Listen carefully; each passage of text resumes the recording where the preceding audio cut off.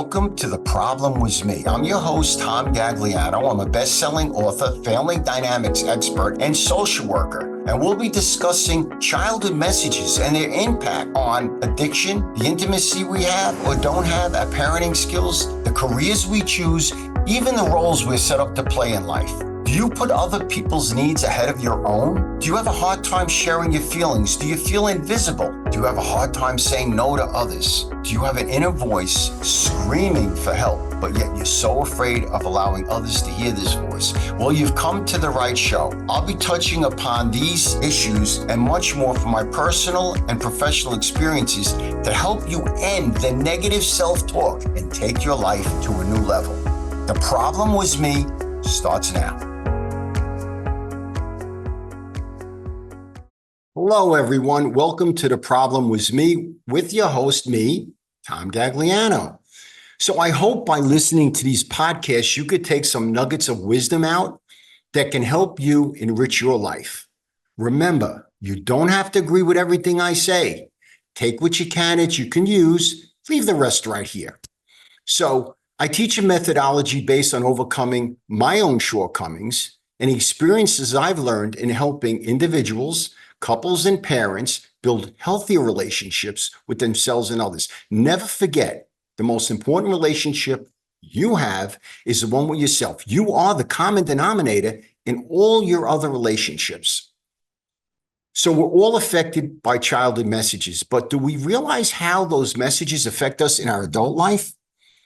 Now, this is not about bashing parents. Let me tell you right now. But together, let's analyze these messages. Let's look at the messages we inherited that have helped us, the ones we want to keep, the healthy ones. And let's identify some of the messages that need some attention. Childhood messages impact every part of our life, to the intimacy we have but don't have, our parenting skills, careers that we choose in life. What about the roles we're set up to play? The people pleaser role. How many of you listening to this have such a problem saying no? You feel like you're such a bad person if you say no. What about that caretaker role, where you put other people's feelings ahead of your own, like I did in childhood? If my mom wasn't happy, then I couldn't be happy. What about that defiant role, where you don't want to listen to rules, you don't want to listen to nothing, and you can't say you're sorry? Comes from a controlled childhood. What about that invisible role, where you just feel like you got lost in your childhood? You don't know how to nurture people. Not that you don't want to, you don't know how. And you don't know how to be nurtured. Or the perfectionist role, where you run to dilemma, never able to celebrate your victories. Or one of my roles, the addictive role, where I used addiction as an intimacy substitute. I didn't trust people or God for my emotional needs, but I needed something to regulate my feelings, to medicate my pain, and I found addictions to do that. In my book, The Problem Was Me, I talk about this warden, this fictitious character that sat on my shoulder, intrusive messages my whole life telling me I didn't deserve to be happy, I was never going to succeed, and don't trust anyone. All they're going to do is want something from you if they're nice to you. And in my book, The Problem Was Me, I talk about 3 key essentials to stop this intrusive inner voice and take your life to a new level. 1 is awareness, 2 is actions, 3 is maintenance. Without awareness, I don't know what actions to take. And without actions, there's really nothing to maintain.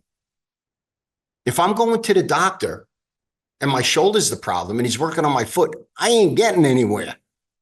I got to build that awareness first. And if I build that awareness, the choices I need to take become clearer. And the third piece, if I maintain those choices, that is building healthy messages, I will improve my life and I will help those around me also improve their life. So ask yourself, are you playing the role that you want to play? And if the answer is no, let's work on changing that role. Now, in this podcast, I'm going to say a couple of sentences twice because they're important and I want you to hear them. Here's the first one. People never change who need to change their role. People only change their role when they want to change their role. People never change when they need to change their role. They only change when they want to change their role. How do you begin to want to? You have to build willingness. Because if you don't, you're going to do the same thing over and over again and expecting different results. We know what that definition is. How do you create willingness? Usually, willingness is created when I'm not getting something I really want in my life, or I'm losing something I really want in my life. That's how you begin to build the willingness to want to change, not need to change, want to change. So about 10 years ago, I left the world of business and I had two goals. One was to give my children the healthy and positive messages that were denied to me in my own childhood. I came from a very bad childhood. Two was to help other people that came from traumatized childhoods, from addictions, stop sabotaging their lives. They were powerless. They didn't know how to stop that. So those were my two goals. Another important statement I'm going to make. I'm going to say it twice. Remember, a child that doesn't feel like they are important to their caregivers, to their parents, they won't stop loving their parents or caregivers. They'll stop loving themselves. Say it again. A child that doesn't feel like they're important to their caregivers or parents won't stop loving their caregivers or parents. They'll stop loving themselves. Even parents that are good parents, they're working hard, they're trying to save for college, a better house, and do all of these things for their kids.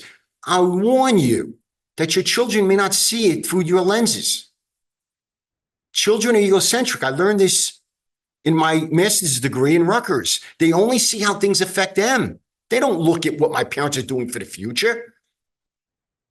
Pay attention to your children. Be curious with them.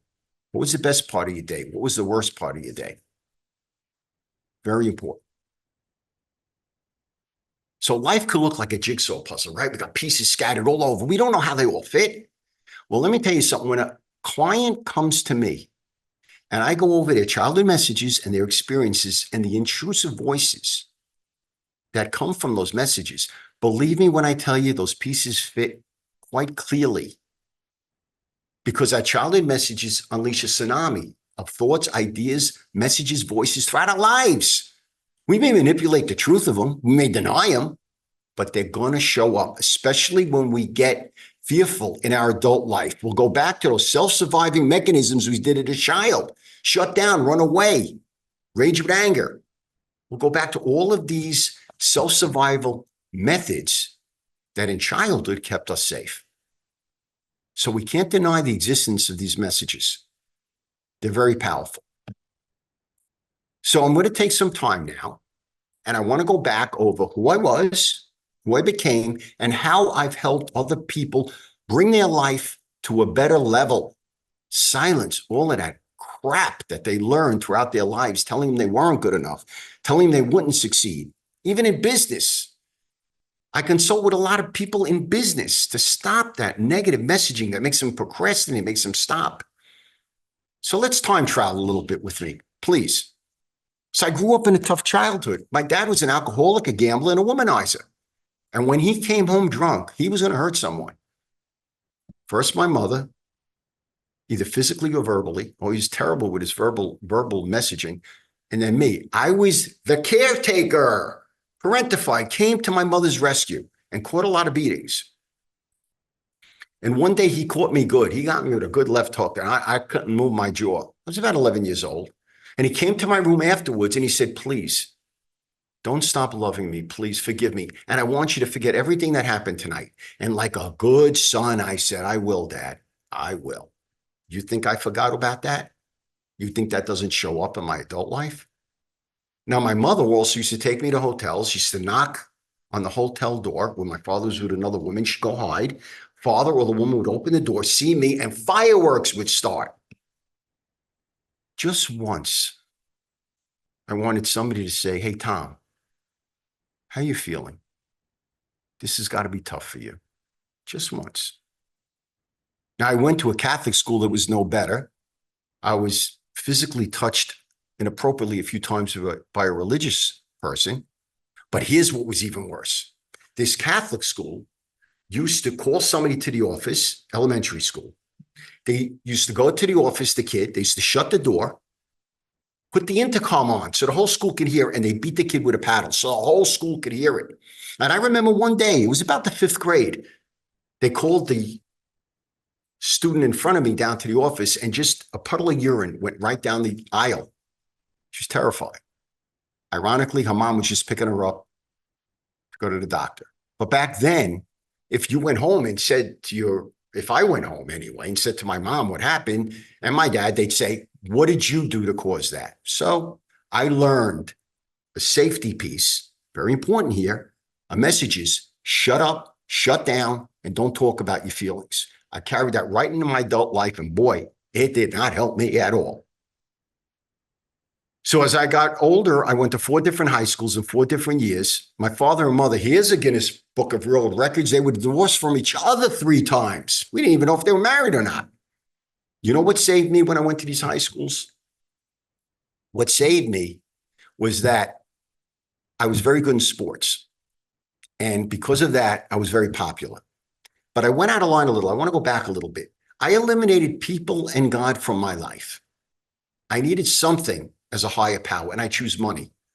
When I was 11 years old, I used to go and buy these 6-packs of soda with ice, and I used to sell these 6-packs. And I used to sell them, and I used to sell them for 25 cents. I bought it for 10, and I make $20. So money became my higher power. So as I grew older, I realized money was the key. So when I got to my early 20s, I had cancer. I developed cancer. I had two tumors in my bladder. I tell this story because it's very, very important for you to hear the power of childhood messages. My father would take me from treatments after I had the operation. And I saw a part of my father I never saw before. He was sad. He cared about me. He showed me concern. I'll never forget that. I was in a lot of pain from the cystoscopes for 5 years, but I felt very close to my father for the first time. And here's the crazy thing. And I'll say this because it doesn't make sense, but it does make sense. When I get sick as an adult, 45 years later, and I'm under those covers with 101 fever, there's a feel-good that comes over me. There's a connection of sickness with being warmth. And I believe that was because of what my father showed me. You may think I'm crazy. Maybe you're right. But that's what comes over me when I get sick. There's a warmth that comes over me. Does it make sense? No. So as I grew up, I became very, very successful in business. Unfortunately, I was also very into my addictions, and I was destroying my life.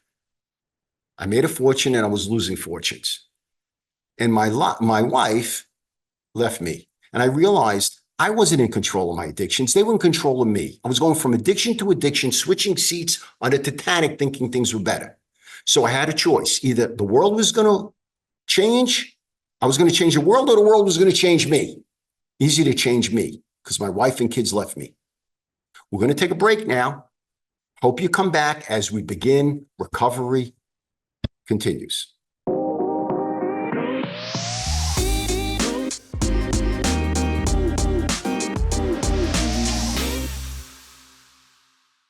So I began my road to recovery. I started to go to 12-step meetings. I had 1 foot in, 1 foot out. Therapist? Sure. Never told them the truth. I would go to the meeting early, leave. I would go to the meeting late, leave early, get the heck out of there. And I hated when I got caught and these guys are hugging each other. What the heck is that about? Until one day a guy caught me at the door and said, where you going? Help me with the chairs. This guy later became my sponsor. So I had 2 major events that changed my life. The first one was with my father, of all people. My father was in Alcoholics Anonymous for 15 years, and he became a very different person, a wonderful grandfather to my children. But to me, I still had issues with him. My mother called me up one night. She said, listen, you should go visit your father. He had had cancer, and his cancer spread all over. And she said, he doesn't have long to live. And I went to the hospital one night, and I walked on the floor, and I saw a priest, and I said, do me a favor. My father's in room whatever it was, bed 2. He's got no spirituality, never went to church. Could you go see him, please? And the priest went in to see him. He came out. He said, your father's in bed 2? I said, yeah. Because that guy's got more spirituality than anybody I know. What? Where'd he get that from? I walked in, I sat near him. And we were talking about baseball, we were talking about current events, whatever. And I got up to leave. And he was all hooked up. He was very weak, very frail. And I touched his hand to leave. He said, please sit down. I sat down. He said, I was sitting where you were sitting 20 years ago. And my father was dying of cancer. And I never was able to tell him I loved him. I never was able to tell him how much I cared for him. I don't want that to happen to you. I don't want you to suffer. So I got up from the chair and he pulled me and hugged me and he started to cry. I never saw my father cry again. He called me a little girl if I cried when I was a kid. These were real tears. I walked out of that room and all addicts can relate to this. I didn't know how to regulate that pain, regulate that conflict. All I knew was when I felt those feelings, I needed an addiction. And I remember saying, God, help me, please. I want to run to every addiction and make up some new ones. And I walked to the elevator and it opened. And out came a guy from one of my 12-step meetings. I went over and hugged him. He must have said, I didn't know Tom liked me this much. But he was there for me. And the crazy thing was, about a day later, my father and mother realized they weren't married because nobody knew if they were married or divorced. They got married in the hospital with all hooked up with a mayor. But here's the most important part of the story. When the wake came, there was about 12 people from the meetings I went to. I never told them about my father. How'd they find out? I felt important. One of the first times in my life, I felt like I mattered to people. They cared about me. There was no payback. They cared. And I jumped in with 2 feet at that point. I started to run step work in my basement, Mondays and Saturdays with a lot of people. And then my second experience that taught me the methodology I do today was with my son. We had to put our dog to sleep. And my son was very close to this dog. 10 years, he was 10 and the dog was 10. And after we put him to sleep, my son went into his bedroom. And I knew I got to do something, but I didn't know what to do. I didn't have this version of intimacy from my parents. I just knew. I walked into his room. I said, are you okay? He said, I'm okay, Dad. I put his arms around my chest. I put his head on my shoulder. And he started to cry and cry and cry. I knew I was giving my son a safe place. Place to cry in his father's arms. Place I never had as a kid. My children know that they can make mistakes. Doesn't mean they are a mistake. That they could fail at times. Doesn't mean they're a failure. And then I started to run my groups in childhood messaging. They suggested I meet a Dr. Abraham Twersky, which I did. They said, tell him your methodology, write a transcript, give it to him. He saw it, and Dr. Twersky was a renowned author. He wrote for Charles Schultz. He said, we got to get this out. Psychiatrists and therapists got to read this. This is the thinking of an addict and how you get better. The thinking of people, the roles they get stuck in, how to get out of it. We got to get this out. I didn't know this stuff. It got out. It became a bestseller. And then my support group told me something I didn't want to hear. You need to go back to school for your master's degree. You know, some kind of support groups, you want to tell them where they can go. But I took direction. And for some reason, Rutgers accepted me for my master's degree. I had an advantage, though. I had 2 sponsees that were going there for their master's degree. And their wife said, you better help this guy. So on a September morning, I walked out of my house on the front step. And I had my little loose leaf paper, my little bottle of water, pencil sharpener. I'm going back 30 years now. And I went back to Rutgers, being mad at God. I walked into the wrong building at the wrong time, and I was fit to be tied. God, why are you doing this to me? I walked into the class, and it was a guy in the class, the professor in the front of the wall, and he saw me walk in. He stopped, and he said, Tom, he was the guy that came to my groups. He walked over. Imagine a gossip in the cafeteria. Imagine the talk they were going to talk about, the students seeing all this. He put his arm on my shoulder. He said, look, I don't know what you're doing here, but I'm going to tell you what you told me. Get your feet here and your head will follow. I don't know if you saved my life, but you saved my marriage. And 2 years later, I graduated from college. So I want to end with a positive story. I went to my youngest son's PTA meeting years ago. And as I was walking out, the teacher said to me, could I speak to you, Mr. Gagliano? And I says, oh boy, here we go. When teachers wanted to talk to my parents about me, is either I was beating somebody up or somebody's beating me up. I was like, oh, go ahead. She said to me, what's your secret? What? What's your secret? I don't know what you mean. Here we go. I get a little emotional here. She said, your son talks about you with such love and respect. I never heard that before. I got 2 kids. What is your secret? How's that one? I could have said, well, it starts with 12-step meetings. You go to a psychiatrist, your wife leaves you, you go to a therapist, you write a bestseller. I figured that might be too much information. So I said, be curious with your kid. Keep talking. Best part of your day, worst part of your day. Keep talking.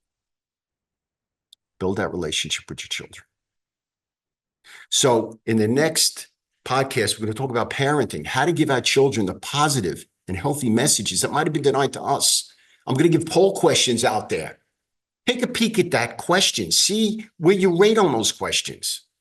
Then we're going to do one on couples intimacy, how to have healthy conversations, not shut down, run away, argue, how to move forward in your couples relationships. We're going to talk about addiction, how it starts, fragmentation, how addicts become fragmented, and how congruency is the key, and it's a we process.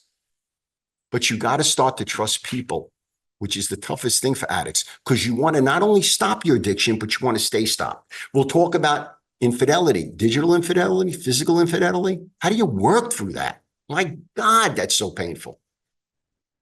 And we're also going to talk about the roles that we're set up to play. We've been talking about that. We'll go in that into more detail. People pleaser, caretaker, defiant role, controlling role, perfectionist role, invisible role, addictive role. We'll have a podcast about that. And hopefully we'll get to that point where you could call in and ask me questions. But that's what lies ahead. I thank you for listening to me. I'm going to say again, take what you can that you can use. Leave the rest right here. You don't have to agree with everything I say. Be well, and I hope you join me in a couple of weeks. Thank you. You've been listening to The Problem Was Me with me, the host, Tom Gagliano. Tune in every first and third Tuesday at 10 a.m. Pacific time on the Transformation Talk Radio as I help you break the cycle of negative and addictive thinking, affecting the emotional intimacy you have, your parenting skills, the careers you choose, even the roles you were set up to play. As a high-profile leader in addiction and self-help, I've helped develop unique methods and procedures which have helped numerous institutions and individuals. For more information on how I can assist you creating a healthier life, visit theproblemwasme.com.